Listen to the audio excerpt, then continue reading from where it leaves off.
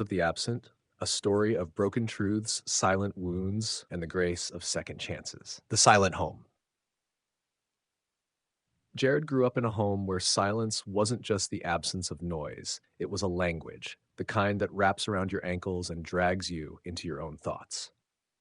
Their apartment sat at the edge of a neighborhood stitched together with rusted fences and concrete that had forgotten how to hold itself together. Inside, life was practical, but never personal. His mother, Eliza, was a woman carved by hardship.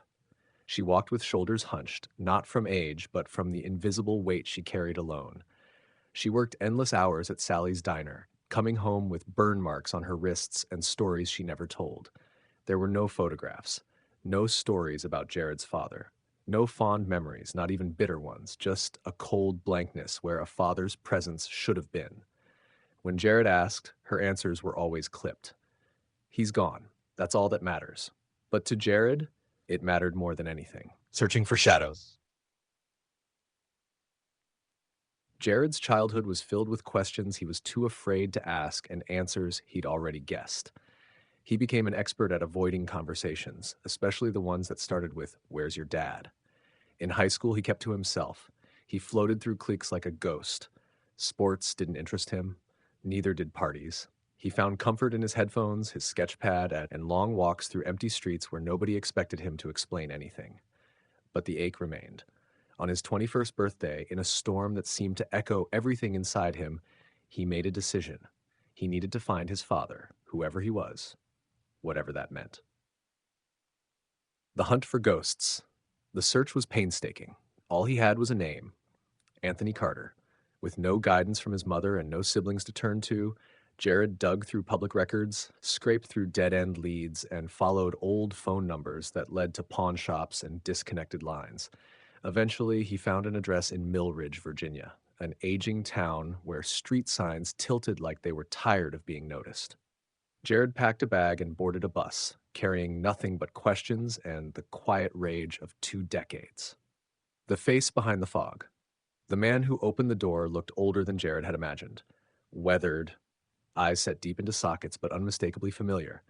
Jared saw his own jawline in this man, the same curve of the nose, the same frown lines when confused. "I'm Jared," he said, breathless. "Your son." Anthony's face twisted, not in anger but in disbelief and overwhelming emotion. "Eliza's boy," he whispered. Jared nodded. Anthony didn't cry. He just stepped back and said, "Come in." Inside, the house was modest, quiet. A worn recliner sat in front of an old TV. A guitar leaned against the wall, strings broken, dust clung to everything, but there was something peaceful in the stillness. They spoke, awkwardly at first, halting sentences, numb silences. Jared had imagined shouting, anger, maybe even violence. But all he felt was confusion. And underneath that, relief. Then came the truth. Anthony's voice trembled when he said it. "Jared, I wanted to be there. I swear to you, I tried, I called, I wrote, I came by." Jared blinked. "What?" "Eliza shut me out. She blocked me from everything.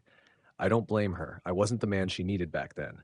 I was young, broke, reckless, but I would have done anything to be your father. She wouldn't even let me see you.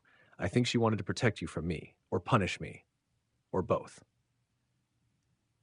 Jared's world tilted. "She told me you didn't care," he whispered. Anthony looked away, pain thick in his voice. "Not a day went by that I didn't. Relearning love." The next weeks were a slow dance of rebuilding. Jared stayed a few days, then returned every weekend. They walked through town together, talked late into the night, swapped stories that had never been told.